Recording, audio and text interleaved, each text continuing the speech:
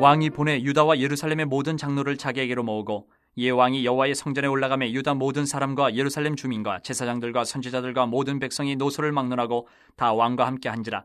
왕이 여호와의 성전 안에서 발견한 언약책의 모든 말씀을 읽어 무리의 귀에 들리고 왕이 단 위에 서서 여호와 앞에서 언약을 세우되 마음을 다하고 뜻을 다하여 여호와께 순종하고 그의 계명과 법도와 율례를 지켜 이 책에 기록된 이 언약의 말씀을 이루게 하리라 하며 백성이 다 그 언약을 따르기로 하니라.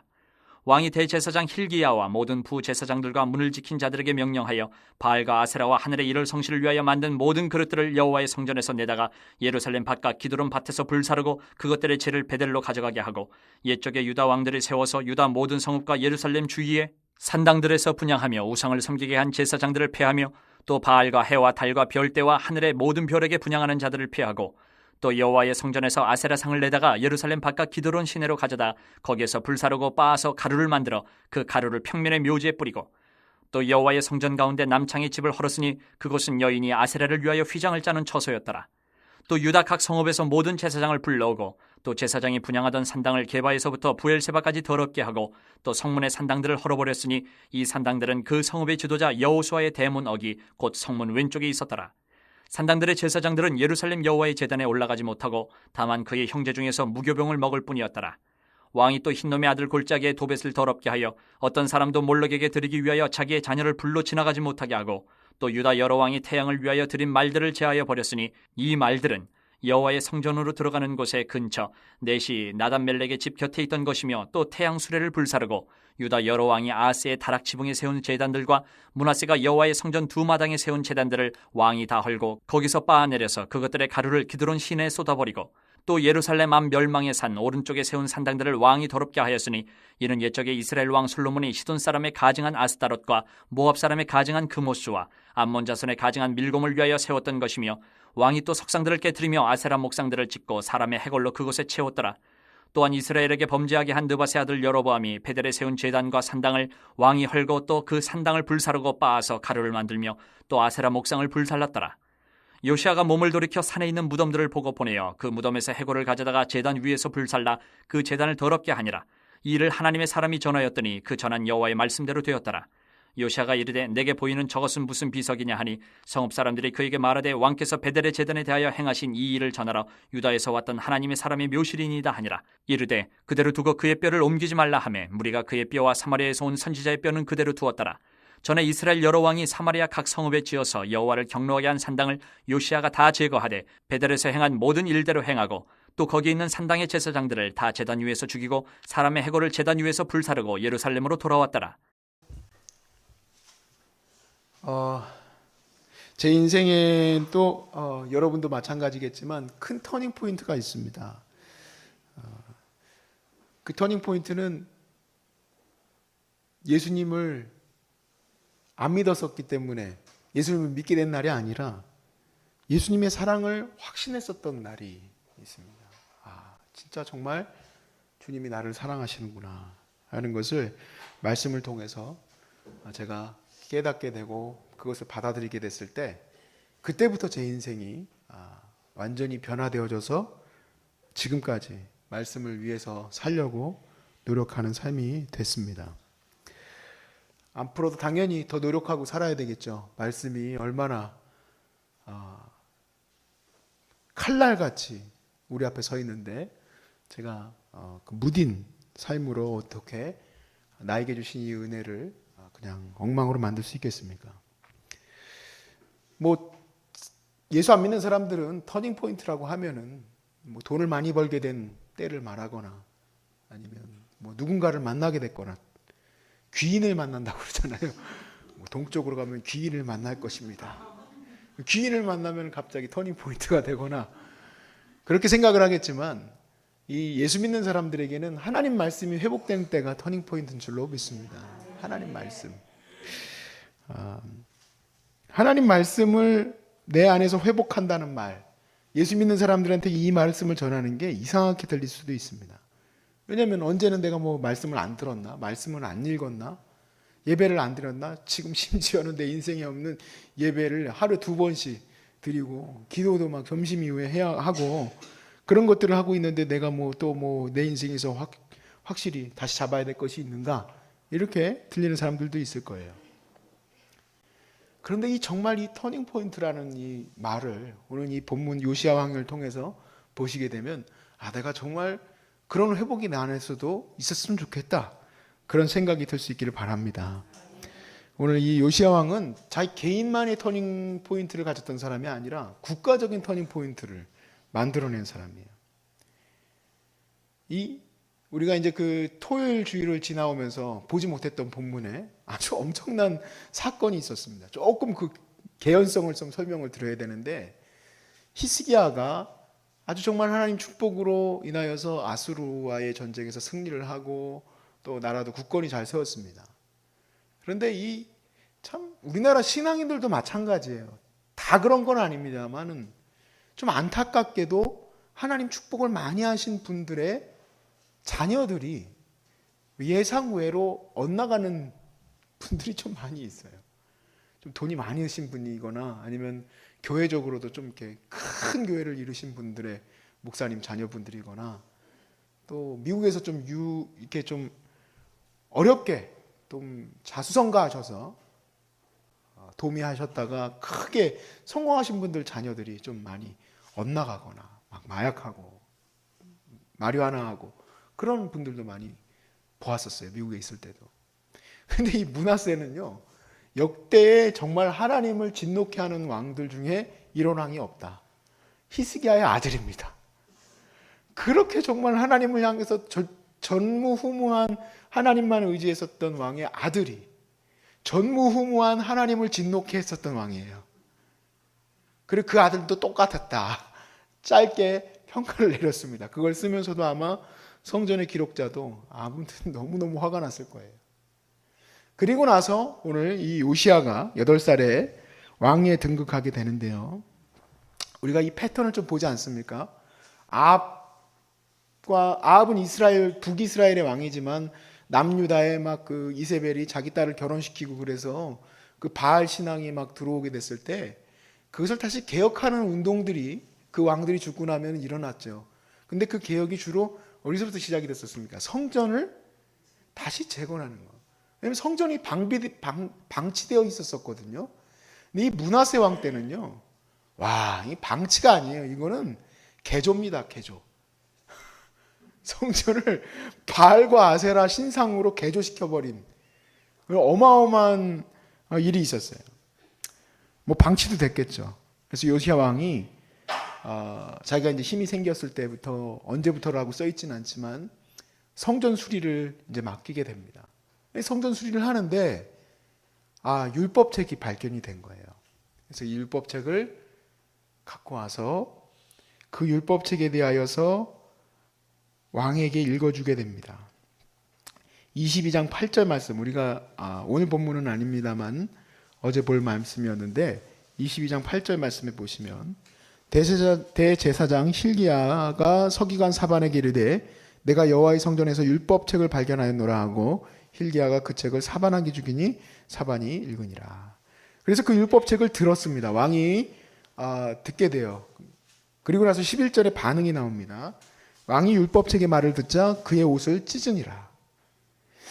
우리가 성경책, 여러분 성경책을, 저는 이 성경책은 항상 여기다가 두는 성경책입니다. 이 성경책이 갑자기 없어졌을 때는 제가 당황하게 돼요. 성경책이 어디 갔지? 피크 찾듯이 찾게 돼요. 여러 군데가 있기 때문에 그렇겠죠. 제가 그것 때문에 여기에다 그냥 놔뒀으니까 먼지가 쌓였다는 얘기가 아니라 성경책을 하도 안 봐서 수북히 먼지가 쌓였다가 어느 날 읽게 되는, 즉 성경을 읽어보지도 않고 그렇게 살아간다는 게 내가 주일날 스마트폰으로 보니까 그런 걸 말씀드린 게 아니에요. 하나님 말씀이 내게서 멀어졌던가 다시 돌아왔든, 왜냐하면 율법책이 없었을까? 그것도 알 수 없는 거예요. 성경에 그런 부분들이 나와 있지 않으니까. 오늘 본문에 보면 율법책이 발견되었고 그것을 읽어준 그 본문에 의해서 이 요시야는 가슴을 찢고 하나님 앞에서 회개를 했어요. 아니면 저 같은 경험일 수도 있지 않겠습니까? 오랫동안 하나님 말씀도 듣고 설교도 들었지만 그 말씀이 그때 깨달아지는 은혜가 있었을 수도 있고, 아니면 전혀 성경이라는 걸 보지 못하다가 진짜 그때 처음 발견을 해서 하나님 앞에 회개하고 돌아왔을 수도 있고, 어찌됐든 그 성경을 듣는 순간 이 왕은 하나님 앞에서 터닝 포인트, 인생의 완전한 획기적인 전환이 일어나게 됩니다. 그런데 오늘 본문은, 우리가 함께 볼 본문은 자기 인생만의 변화가 아니라 하나님의 나라를 다시 회복시키는 국가적인 터닝 포인트를 일으켜가는 거예요. 전체 국가를 향해서 회개를 주도해가는 겁니다. 1절에서 3절 말씀을 보시면 왕이 보내 유다와 예루살렘 23장 1절에서 3절입니다. 왕이 보내 유다와 예루살렘의 모든 장로를 자기에게로 모으고 이에 왕이 여호와의 성전에 올라가매 유다 모든 사람과 예루살렘 주민과 제사장과 선지자들과 모든 백성이 노소를 막론하고 다 왕과 함께 앉으나 왕이 여호와의 성전에서 발견된 언약책의 모든 말씀을 읽어 무리의 귀에 들리고 3절부터 같이 읽읍시다. 시작. 왕이 단위에 서서 여호와 앞에서 언약을 세우되 마음을 다하고 뜻을 다하여 여호와께 순종하고 그의 계명과 법도와 율례를 지켜 이 책에 기록된 이 언약의 말씀을 이루게 하리라 하매 백성이 다 그 언약을 따르기로 하니라. 아멘. 모든 장로들과 백성들을 하나님의 율법을 통하여서 재갱신시켰어요. 여러분, 이게 정말 어려운 일입니다. 사실 모여서 물론 이제 갱신을 다시 하는 것은 할 만한 일이지만 진짜 이렇게 선언을 시키고 그 다음부터 소위 말해서 국가적인 재정비를 들어가는 것은 얼마나 어려운 일인지 몰라요. 사실 제 개인적으로 제가 이끌어가는 이 공동체가 뭐 큽니까? 별로 크지도 않죠. 그럼에도 불구하고 우리 환우들에게 맞는 또 감염에 대한 걱정, 또 식사에 대한 걱정, 또 여러 가지 질서에 대한 부분, 영적인 질서 뭐 고민을 하기 시작하면은요 끝도 없어요. 끝도 없어. 이게 조금만 무너질까 두렵고 또 조금만 잘못되어질까 두렵기 때문에 늘 노심초사해요. 그런데 아예 무너진 것을 다시 세운다는 것이 얼마나 어렵겠습니까? 오늘 본문의 모든 부분을 다 볼 수는 없습니다만은 이 요시야 왕의 첫 부분, 이제 많은 부분이 있지만 4절 말씀을 한번 보시면 제사장들에 대한 개혁이 일어나는 부분을 보세요. 이게 사실은 쉽지 않은 부분이에요. 왕이 대제사장 힐기야와 모든 부제사장들과 문을 지킨 자들에게 명령하여 바알과 아세라와 하늘의 1월 성신을 위하여 만든 모든 그릇을 여호와의 성전에서 내다가, 여러분 여호와의 성전에 뭐가 있다고요? 바알과 아세라와 하늘의 1월 성신을 위하여 만든 모든 그릇이 이전의 왕들에 의해서 이게 성전에 있었던 거예요. 근데 그 그릇이 뭐 그냥 대략 뭐 질그릇으로 만들었겠습니까? 아시겠지만 우상을 만드는 그 열심은 대단하죠. 엄청난 문화재들이에요. 문화재들. 그런 것들을 다 어떻게 했느냐, 초전박살 내버렸습니다. 그래서 성전에서 내다가 예루살렘 바깥 기드론 밭에서 불사르고 그것들의 죄를 베델로 가져가게 했다. 여러분, 성전이 이 정도의 문제가 있었지만요, 무엇보다 진짜 문제들은 뭐였냐면 제사장들이었어요. 5절 말씀에 보시면 옛적에 유다 왕들이 세워서 유다 모든 성읍과 예루살렘 주위의 산당들에서 분향하며 우상을 섬기게 한 제사장들을 폐하며 옛적부터 있었던 그 산당의 제사장들을 폐했다고 합니다. 아무리 왕이 국가적인 권력을 가지고 이 일을 시행해도 쉽지 않은 얘기예요. 그런데 그 일을 감행했습니다. 여러분, 우리가 여태까지 말씀을 보았지만 산당을 제하는 일을 히스기야가 했죠. 근데 제사장들을 폐하는 일, 소위 말해서 인사 문제에 관련된 부분을, 밥그릇 문제를 이렇게 뒤흔드는 거는 정말 큰 문제가 있는 일입니다. 예전에 그 스파르타에 관련된 부분을 읽는데 한 왕이 개혁을 일으키기 위해서, 그러니까 스파르타도 점점 아주 정말 군사 정신으로 똘똘 뭉쳐 있는 나라가 스파르타 아닙니까? 그런데 이 스파르타에 한 왕이 정말 너무너무 이제 타락한 거예요. 스파르타가 아테네를 너무 사랑해. 스파르타 사람들이 그 화려함, 스파르타 하면 딱 군인 정신, 검소함인데, 근데 이 왕이 예전에 그 스파르타의 정신을 회복하겠다고 막 개혁을 했는데 어떻게 됐을까요? 당연히 숙청당하죠.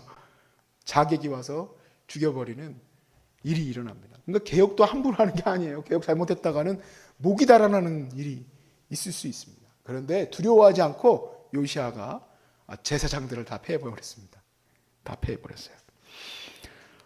정말 끔찍한 일들입니다. 여러분 7절을 보세요. 같이 읽어봅시다. 시작. 여호와의 성전 가운데 남창의 집을 헐었으니 그곳은 여인이 아세를 위하여 휘장을 짜는 처소. 여러분 상상이 갑니까? 여호와의 성전에 여러 가지 이제 그 방들이 있습니다. 근데 그 중에 하나가 남창이었어요. 남창들이 있는 거. 남창 뭔지 아시죠? 여자는 창녀, 남자는 남창이라고 그러잖아요.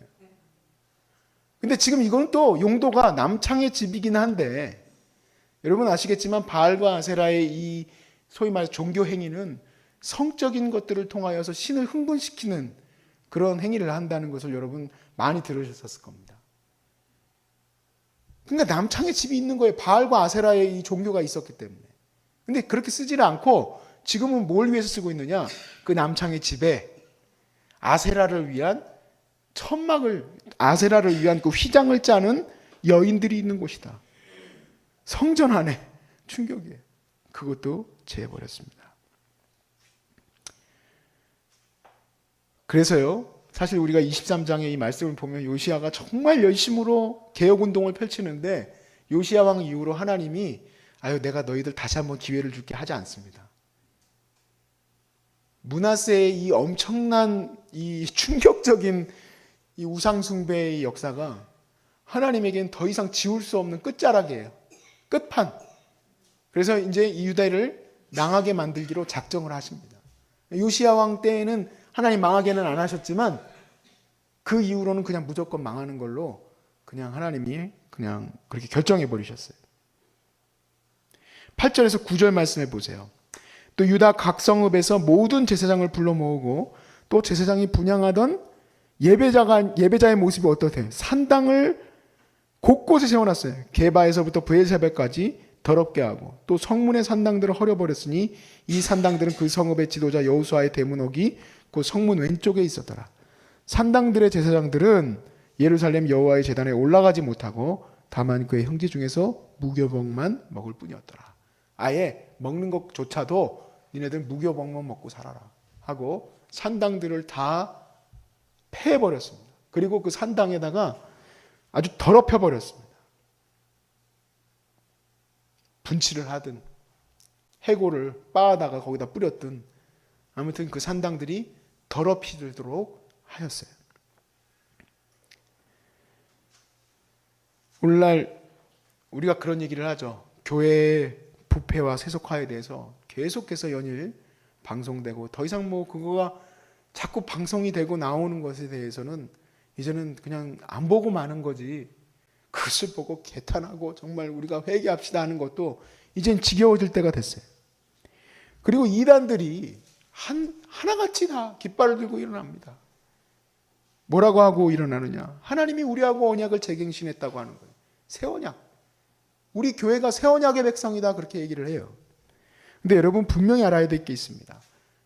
바로 뭐냐면 요시아의 이 언약 갱신 운동이 정말 대단하고 열심히 넘치는 거지만 사람이 한 이 언약 갱신은 결국에는 끝이에요. 요시아 때의 끝이에요. 근데 하나님이 이스라엘 백성과 온 세계를 위한 언약을 다시 갱신하셨으니 곧 예수 그리스도의 보혈의 핀 줄로 믿습니다. 예수 그리스도의 보혈로 말미암아 우리와 하나님이 다시 언약을 맺으셨어요.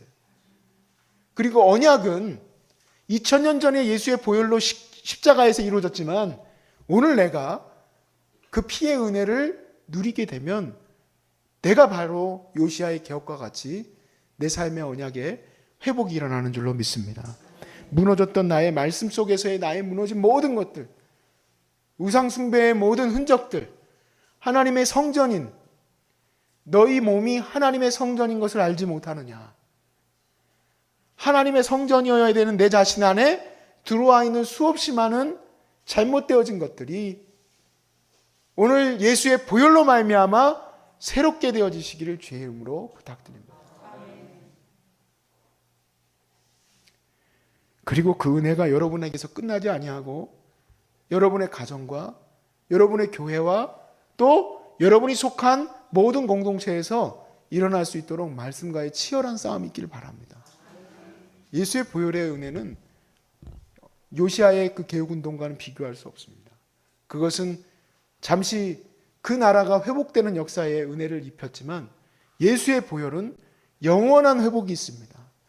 이 나라가 정말 철저히 유교국가요, 불교국가요, 온갖 잡종교의 국가였었던 이 나라가 선교사님들의 회복의 역사가 일어날 수 있도록 그들이 기도하고 이 조선 땅을 향한 하나님을 향한 정말 그 기도가 또 그런 순교가 이 나라를 회복시킨 것 아니겠습니까?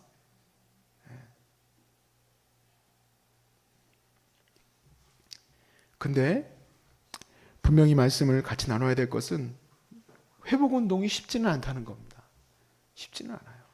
그 말씀 위에서 서서 내가 목숨을 내어놓고 가지 않으면 회복은 이루어지지 않을 겁니다. 그러나 내가 똑똑하든 안 똑똑하든 부자이든 아니든 가난하든 뭐든 간에 상관없습니다. 말씀 위에 굳건히 서 있으면 그 가정이 삽니다. 그 가정이 살아요. 저희 집이 정말 우리 형제분들이 전부 아버님 형제분들이 예수 안 믿는 가족이지 않습니까? 그런데 저희 어머니 하나가 20살에 갓 결혼하고 들어가서 처음부터 절하게 만들려고 했었던 게 조상신이었어요. 그런데 하나님, 나는 절대 저런 데 절할 수 없습니다. 힘을 주십시오. 머리끄덩이 잡히고 욕을 하고 예수 귀신 믿는 저희가 왔다고, 며느리가 들어왔다고, 우리 집이 망하게 생겼다고. 집이 망하긴 뭘 망합니까? 우리 집이 축복을 받았습니다. 축복을 받았어요. 왜? 저희 증조 할머니부터 전부 다 예수 믿는 은혜가 있었어요. 증조 할머니 예수 믿었죠. 저희 친할아버지, 친할머니 예수 믿었죠. 예수 안 믿었던 분들이 그런 은혜가 임하게 됐어요. 근데 그 역사에, 하나님의 역사에 어떤 우리가 뭔가 많은 힘을 가해서가 아니라 그냥 오직 하나님 말씀 위에 서 있는 거예요. 말씀 위에. 그렇게 됐을 때 저희 집의 터닝 포인트는 말씀 위에 굳건히 서 있었던 저희 어머니가 며느리로 들어오면서 터닝 포인트가 일어났어요. 제가 오늘 함께 기도했을 때 소중한 사람들과 만나는, 소중한 사람들이라는 것은 우리 교회, 우리 단체 이거를 말하는 게 아닙니다. 여러분들 지금 이 스피릿이 그대로 들어가 있는 여러분들과 만나는 모든 분들이 이런 회복의 역사가 일어날 수 있길 바랍니다. 그냥 뭐 그렇게 축복을 해주셔서 감사합니다가 아니라 여러분들에게 그런 고난의 사명 그리고 그 비전 그런 것들을 드리는 겁니다. 아니 심지어 암과도 이렇게 사투를 벌였는데 뭐 이제 더 한 번 더 주신 인생 목숨 걸고 나가면 되지 않겠어요? 목숨 걸고 말씀을 지키면 가정이 삽니다. 목숨 걸고 말씀을 지키면 이 나라가 삽니다. 그래서 우리 소중한 사람들을 만나면 만나는 곳곳마다 공동체마다 이렇게 터닝 포인트, 그때부터가 회복의 역사가 일어나는 그러한 은혜가 있기를 함께 기도해 주시길 바랍니다.